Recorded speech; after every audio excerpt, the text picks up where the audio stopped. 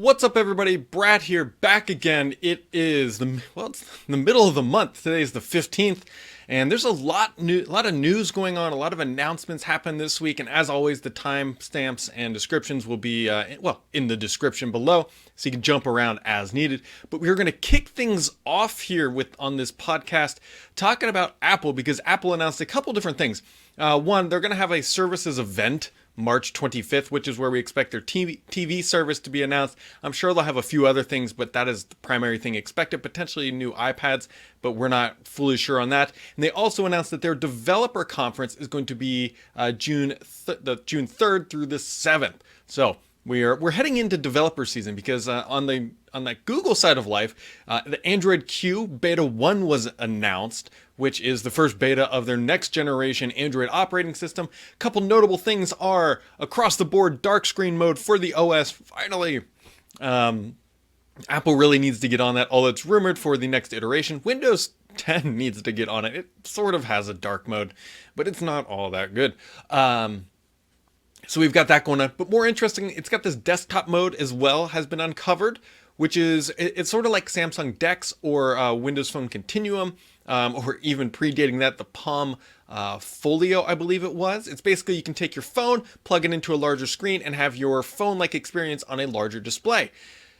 It's good that this is finally coming to Android. It's been kind of a third-party hack-together solution for a while, and I'll be curious to see if this takes off in any significant capacity, because previous attempts by other vendors haven't worked out so well, but it's pretty easy to see how this could be beneficial. And now that it's baked into Android, that is a good thing. Also on the Google side of life, on 3/19 or next week, Google is going to have their GDC keynote, where it is expected that they will unveil their gaming streaming service. The question will be, how close is it to shipping and launching? That is another thing, or if it's going to launch in beta, or what they're doing. But we will all find out on the 19th, so be on the lookout for that. And on the Microsoft side of life here, a little bit of Windows stuff. Windows 10 now lets you mirror your Android phone screen to your computer. This is kind of neat, but it's very limited testing. So what this does, Microsoft showed this off back when they announced at the Surface Laptop 2, the Surface Headphone event. The idea being that using the Your Phone app and an Android device, you can mirror an app from your phone onto your PC, and then use the app just like if you were using it on your phone. This is kind of neat. I'm still looking for that killer use case for it. I guess for if you have an application you really love that's only on your phone, and now you want it on your PC, that could be it. It's very limited testing. You need a Surface Go and a device that supports Bluetooth Low Energy, or Bluetooth LE, and that is in pretty limited testing, given the scenario and the hardware that they're only allowing it to work on. But it is coming, so be on the lookout for that. Builds for Windows 10 19H1 no longer contain the watermark. And what that means is that they are getting ready to ship this thing and saying, hey, this is polished and all good, at least from their side, from a bugs perspective. Although typically they will patch that thing going forward. But it is just about wrapped up. As I've been saying for a while now, Microsoft Edge, the new Chromium version of Microsoft Edge, is getting pretty close to release. There was another leak, if you will. The insider page for add-ons, which are basically extensions of the browser, was available and accessible for a while until Microsoft pulled the plug on that one as well. But all this means is we've seen help documentation, we've now seen this add-on stuff, and so what this means is that this should be right around the corner. I don't know if we'll see it in the next week or two, but I believe by next month it should hopefully be here. And then Microsoft also rolled out this new education for the C-suite. Basically, they announced AI Business School. So Microsoft is shouting from the rooftops, AI is wonderful, AI is great, AI is everything, it's going to solve all your problems. But the thing is, it's kind of sometimes hard to quantify that and do everything else. So they've launched this executive business school. It's free, with the hope of educating business leaders about the value of AI and how to prepare your organization to actually transition to that type of a business org. And so it is free. On the Windows 7 has got some weird news coming out at the same time of the week. So the first thing is that Microsoft announced they're going to start rolling out in April NAG screens to upgrade to Windows 10. We've all been talking about how to Windows 7, they're going to start rolling out Windows 7 rolling out NAG screens to upgrade to Windows 10, if I could speak correctly. Now, they used this with Windows XP back in the day to say, hey, look, Windows XP is reaching end of life. You need to upgrade to Windows 7. Now they're doing the same thing with Windows 7, saying, hey, Windows 7 is reaching the end of life. You need to upgrade to Windows 10. Not a big surprise that they're doing this. They are claiming that you will be able to turn it off with one click. If you remember the nag screens from Windows XP, that wasn't quite the case. Now, the reason why this is kind of awkward is Microsoft also announced that they are bringing some of DirectX 12 to Windows 7.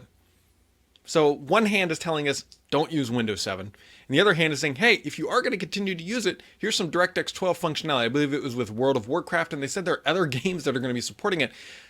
The timing of this doesn't make sense. My guess is that Microsoft has been working on this for a long time, and they just finally got it to a point where they could ship it.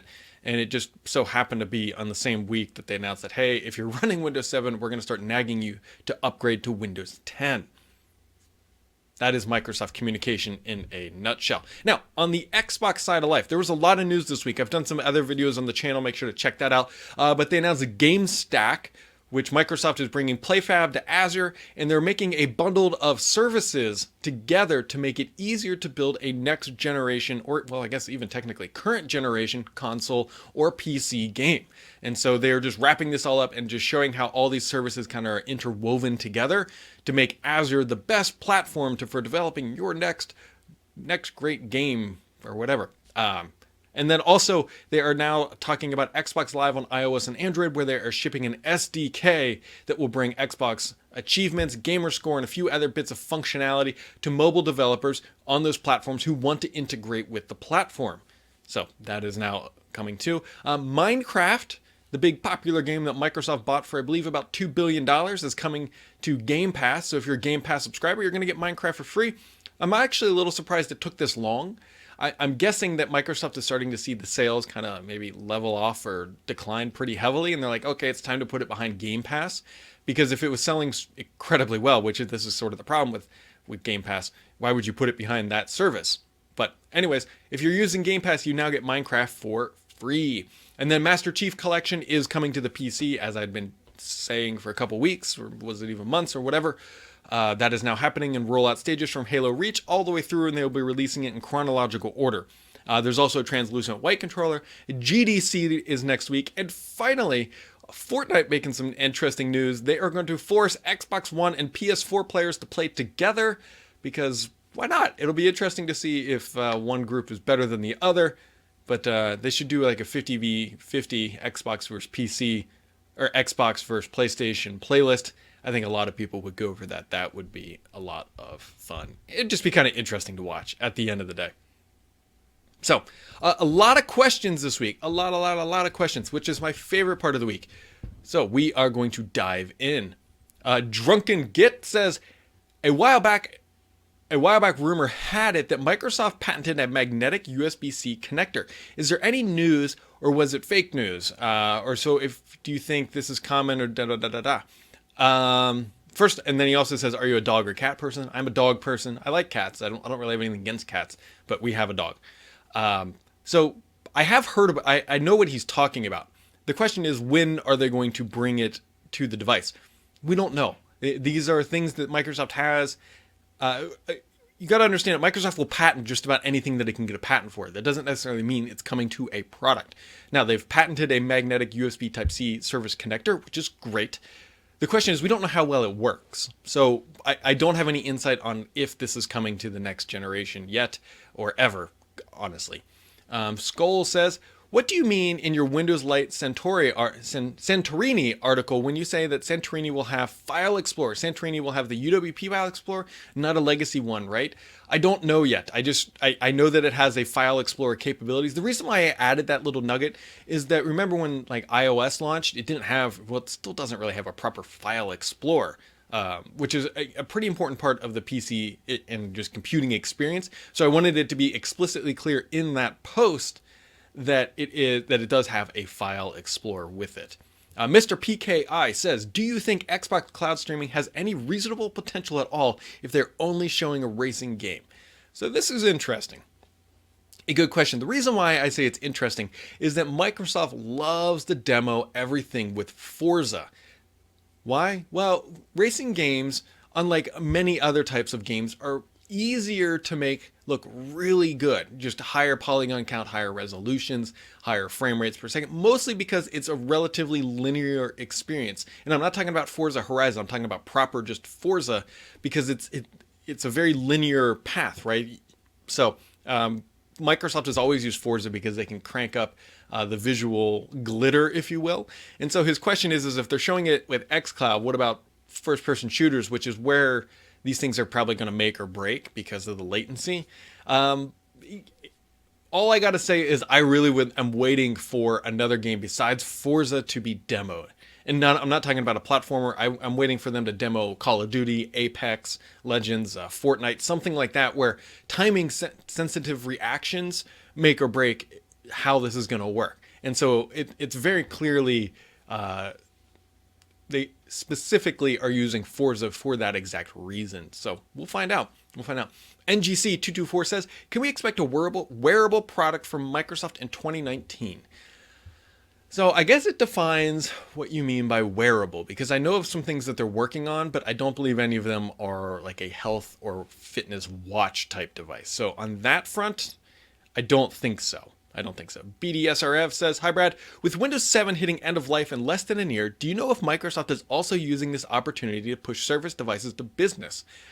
They could sell a lot of Surface computers in the next year or two because of the Windows 7 ELF. I hope they take advantage of this opportunity. Yes, Microsoft has been pushing Surface to business for a while now.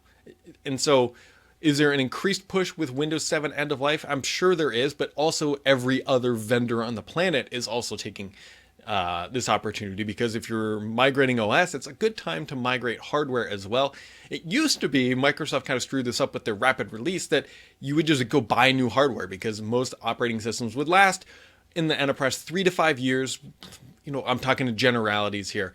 And then so you just buy that machine with the license, and then when you're done, you just bin it and you go buy new hardware with the new OS. So are they pushing into business? Absolutely. Is that any different than what they were doing a year ago? Not really. I mean, they were pushing these things as hard as they can, and they're also pushing them with Microsoft 365 as well. So Will R says, Brad, do you know what the next gen Xbox will look like in terms of physical design? The Xbox One S is honestly the best looking console of all time. I am eagerly waiting to see what the next gen stuff will look like. I agree. This Xbox One S back here, this white version, is my favorite console from a visual perspective. I think it's gorgeous. I think they did a wonderful job. I do not know what the next gen is going to look like. I have not seen it yet. So, unfortunately, I bet it looks very similar to something like an Xbox One X would be my guess. Maybe they'll change it up and make it a little rounder. I don't know. I mean, they'll definitely do something to differentiate the Xbox One X from the Anaconda and Lockhart devices from a physical perspective. But I think the Xbox One X is just showing, they're getting smaller and smaller and smaller. And so I would expect something along that trend. Jules Wombat says, Brad, do you feel that an Android-based desktop represents any significant threat to Windows in business? How can a heavyweight OS like Windows with all administration overhead compare to a simple lightweight platform?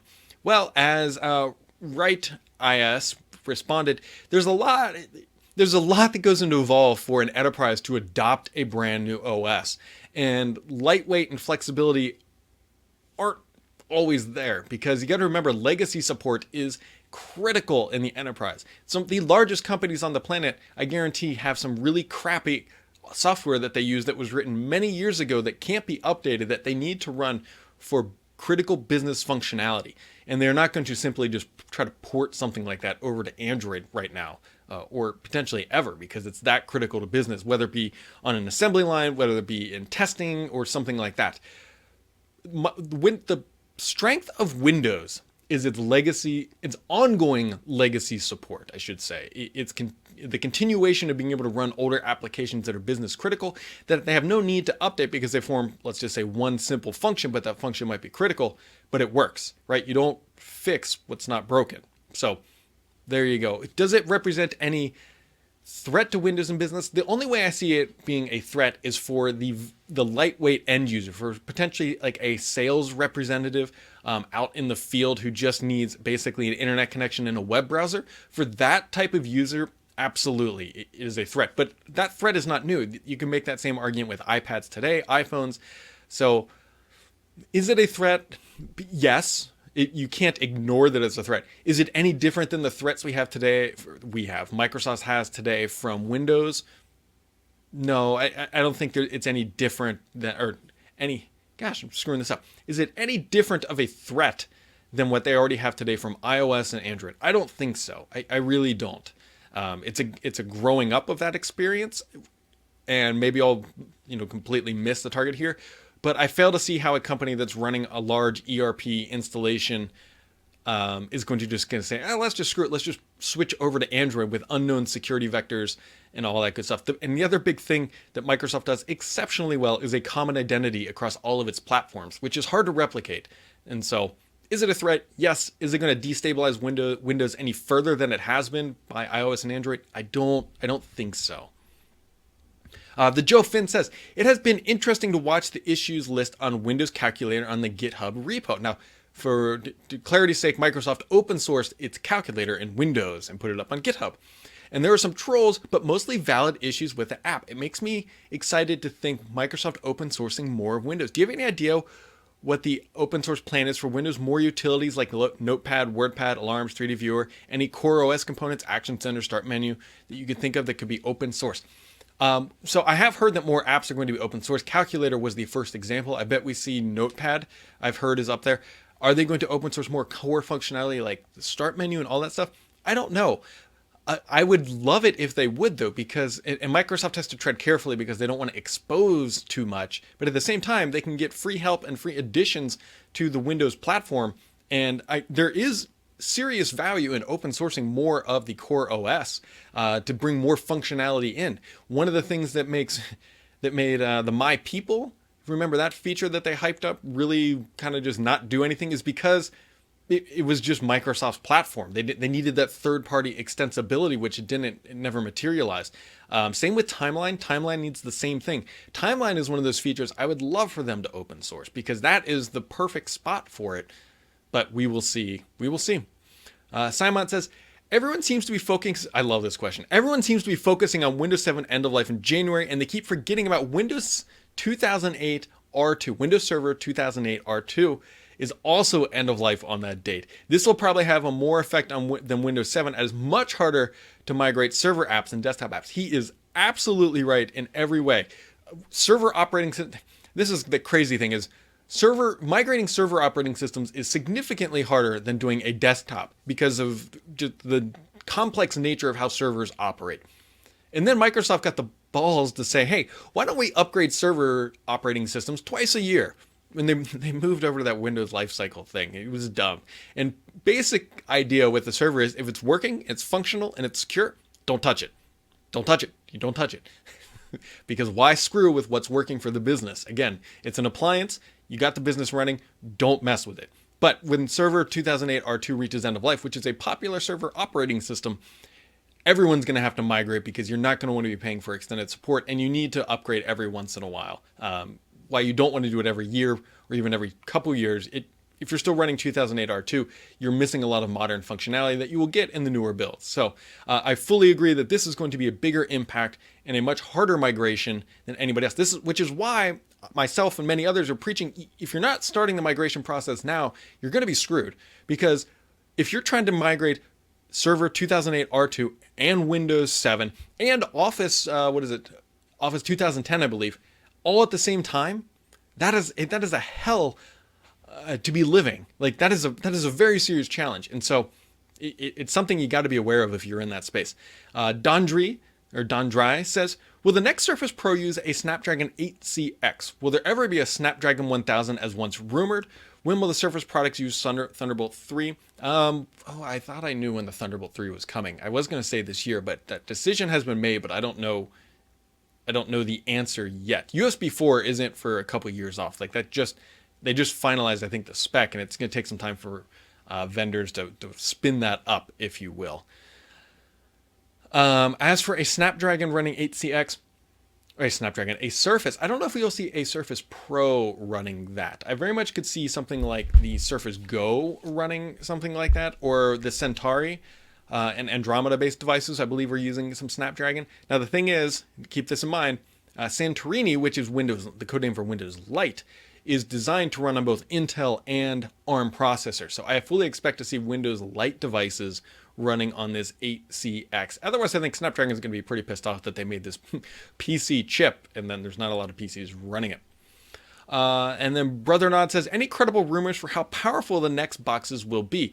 This is an interesting question that comes up so often. People are very, very concerned about the power because I know why. Because they're going to be like, well, Sony has this and Xbox needs to be more powerful.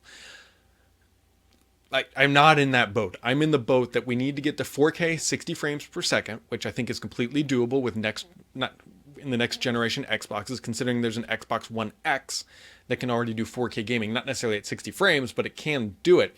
And we're going to do a pretty significant generation jump in not only CPU, but GPU as well. So I think 4K 60 frames per second is going to be the bare minimum. And it has to be 4K 60 frames per second while streaming and doing everything else that the Xbox has to do. It can't be one or the other type scenario. So to me, that is more important than saying, oh God, it's 25 teraflops of power. That is, I think people are going to get lost in this benchmark race. It reminds me of chasing down megapixels in cell phones, right?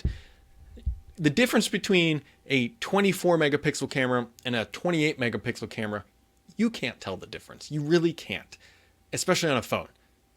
That is kind of my justification that as long as they're close, everything is going to be fine.